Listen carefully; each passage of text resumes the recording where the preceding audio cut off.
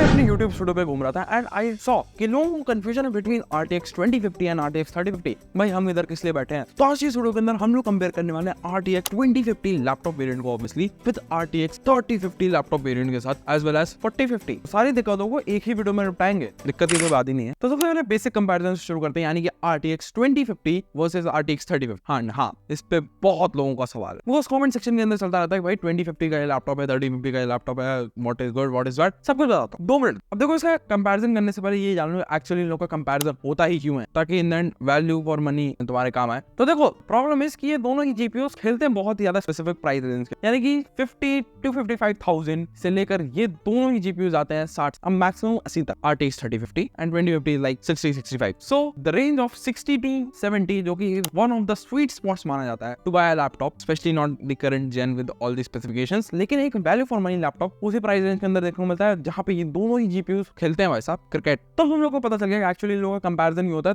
तो जरा कंपैरिजन की ही बात कर लीजिए। तो देखो, स्पेसिफिकेशंस के अंदर बेसिक जो भी है वो तुम्हारी स्क्रीन के ऊपर आ रहा है, but I don't believe in return चीजों पे, प्रैक्टिकल चीजों पे ज्यादा ध्यान देते हैं। लेकिन एक चीज बहुत ही ज्यादा अच्छे से पढ़ने वाली है, वो यहाँ पर RT कोर्स। दोनों के अंदर RT कोर्स बराबर है, दोनों के अंदर टेंसर कोर्स बराबर है, दोनों के अंदर CUDA कोर्स तक बराबर है। लेकिन इसमें एक तुम चीज गौर करोगे, दोनों के अंदर RT cores to CUDA cores वगैरह सब बराबर है, लेकिन मेमोरी इंटरफेस डिफरेंट है एंड बहुत ऐसी सारी चीजें डिफरेंट है, जिस रीजन यहाँ से ये पास होता है। देखो, मैं सिंपल भाषा में समझाने की कोशिश करूँ तो यार देखो, एक स्टोरेज हार्ड ड्राइव में भी आती है 1 TB होती है, एक स्टोरेज SSD में भी आती है वो भी 1 TB में होती है, एंड एक स्टोरेज 1 TB Gen 4 या फिर कब कमिंग Gen 5 SD में भी आती है। तो तीनों ही 1 TB की ही स्टोरेज है, लेकिन उनके वर्क करने का एंड उनकी स्पीड बहुत ज्यादा डिफरेंट, बस इसे समझ सकते हो। लेकिन हाँ, तुम एक Gen 3 SSD को एक Gen 4 SSD के साथ कंपेयर करने बैठो तो ज्यादा ठीक रहेगा। तो Gen 4 को HDD के साथ ना कंपेयर करो, यानी कि RTX 2050 का 4050 से कोई कंपैरिजन नहीं है। तो जिन लोगों को जरा CUDA कोर्स वगैरह का मतलब नहीं समझना, मैं बता दूं, CUDA कोर्स मेन जो कोर्स होते हैं वो तुम्हारे गेमिंग के अंदर काम आते हैं, तुम्हारे टेंसर कोर्स काम आते हैं तुम्हारे DLSS टेक्नोलॉजी की यूज करने में, and RT course ray tracing के अंदर काम आता है। तो जरा परफॉर्मेंस की बात कर ही लिया, तो जरा टेस्टिंग वगैरह की बात कर ली जाए। तो जो लैपटॉप इस लड़ाई में उतरने वाले हैं वो है Asus TUF F15 and MSI GF33। दोनों की स्पेसिफिकेशन सेम है एक्सेप्ट द GPU ऑब्वियसली। तो सारे गेम्स को टेस्ट किया गया है ऑन 1080p रेजोल्यूशन एंड सब कुछ तुम्हारे सामने। Cyberpunk 2077 on highest possible settings 1080p resolution बिना DLSS के ऑन RTX 3050 एवरेज FPS देखने को मिलते हैं 38 एंड ऑन RTX 2050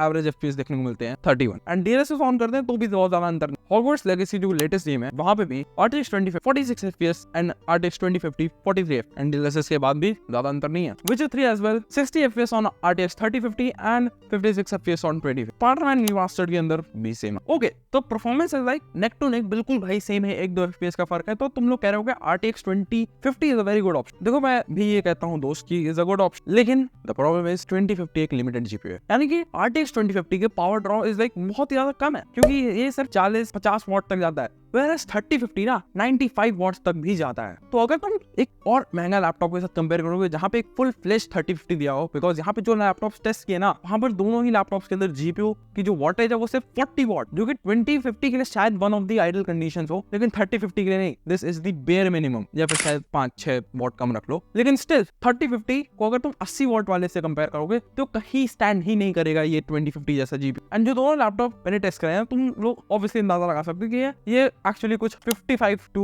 65 के बीच में आते हैं कभी-कभी, मतलब 62, 63 या 58,000 के आसपास ये दोनों लैपटॉप देखने को मिलते हैं। लेकिन मैंने कहा था 3050 भाई 80-85 हजार तक भी जाता है, तो डेफिनेटली 10-15 हजार 20 हजार बढ़ाने के बाद कंपनी वाले हलवा तो नहीं बेच रहे हो, आई स्टिल फील। तो पहले तो इस कंपैरिजन का ही कंक्लूजन दे दिया जाए। तो अगर तुम लोग 60 से 65 हजार 60 to 65,000 के बीच घूम रहे हो दुनिया के अंदर, तो वहां पर मैं ये नहीं कहता कोई बहुत ज्यादा मैटर करता है टू बाय 3050 और 2050, तो शायद दोनों लगभग सेम परफॉर्मेंस दे, स्पेशली 60 हजार के आसपास। तो डेफिनेटली चेक कर लेना, अगर 40 to 50 वॉट का 3050 तुम्हें अपने प्राइस रेंज के अंदर देखने को मिल रहा है तो डेफिनेटली कुछ पैसे सेव करते हुए तुम 2050 की तरफ भी जा सकते हो। एंड ओवरऑल इन सब चीजों में मैं ये कहता हूँ कि डील बहुत ही ज्यादा इंपॉर्टेंट रोल प्ले करते हैं, कि कहीं पे तुम्हें 3050 के साथ i5 11 जेन पकड़ा दिया गया हो, या फिर 2050 के साथ i5 12th जनरेशन है, तो ऑब्वियसली प्रेफर करना 2050 के साथ i5 12th जनरेशन अगर तुम्हारा बजट है 60 से 65 हजार। ऑब्वियसली 12th जनरेशन देखने को नहीं मिलेगा, बस एक एग्जांपल था, कहीं रैम एक्स्ट्रा मिल रही हो, कुछ मिल रहा हो, तो डेफिनेटली तुम इस प्राइस रेंज के अंदर थोड़ा बहुत सेक्रीफाइस कर सकते हैं बिकॉज लगभग परफॉर्मेंस सेम मिलेगी। और हाँ भाइयों,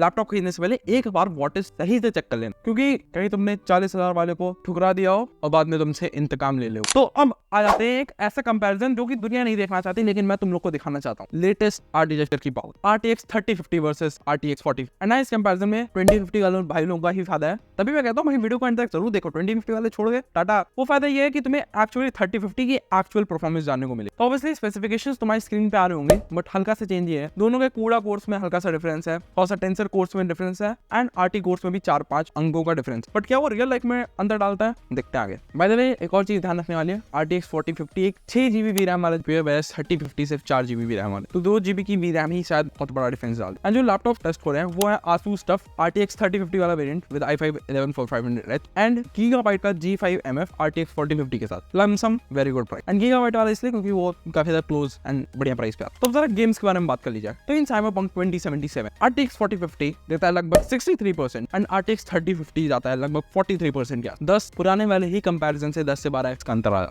एंड डीएलएसएस में डेफिनेटली और ज्यादा बढ़िया तरीके से। हॉगवर्ट्स लेगेसी 3050 देता है 46 FPS एंड 4050 देता है 53 FPS। इन स्पाइडरमैन 64 FPS देता है RTX 3050 एंड 67 FPS देता है RTX 4050। इन विचर RTX 4050 देता है 62 FPS एंड 3050 देता है 51 FPS and so on. So overall इस कंपैरिजन से भी तुम अंदाजा लगा सकते हो कि 3050 एंड 4050 में अंतर तो है एंड डेफिनेटली एक्स्ट्रा पैसे डालना वर्थ इट है। तो अगर तुम 85,000 तक कंसीडर कर रहे हो RTX 3050 को, शायद तुम 4050 की तरफ हल्का से जंप मार सकते हो बिकॉज सेल टाइम्स वगैरह में डेफिनेटली सस्ता होता है। तो अगर ओवरऑल कंपैरिजन देना हो इस कंपैरिजन का तो ऑब्वियसली 4050 जीतता है, लेकिन यहाँ पे भी मैं ये कहता हूँ कि 4050 अगर देखने को मिल रहा है तो डेफिनेटली कोई दो राय नहीं है, लेकिन यहाँ पे भी खेल हमेशा वॉटेज का जाता है। शायद तुम्हें 90,000 के अंदर 4050 100% वाला ना मिले, लेकिन 3050 डेफिनेटली 100 वाला मिलेगा। तो ऑब्वियसली चेक कर सकते हो, लैपटॉप डिपेंड करता है क्या परफॉर्मेंस देगा, लेकिन ओवरऑल शायद लगभग इसी के आसपास रहे। एंड आई रिकमेंड कि 4050 तुम लोग कंसीडर कर सकते। बस 4050 लगभग 80 वॉट के आसपास का तो हुई। तो बस यार आपको यार वीडियो अच्छे लगे लाइक कर देना। कुछ सारे रिजम्बल करता हूँ तुम लोग के ओपिनियंस के साथ, कमेंट करो, मतलब एंगेजमेंट बढ़ाओ ताकि यूट्यूब और लोगों को पुश करे। मैं मिलता हूं तुम लोग से अगली वीडियो में, तब तक के लिए पीस आउट। चैनल पे जाओ और नई वीडियोस को चेकआउट करो, सब्सक्राइब करो भाइयों, सब्सक्राइब करो भाई। 2% से भी कम लोगों ने सब्सक्राइब किया, कर दो।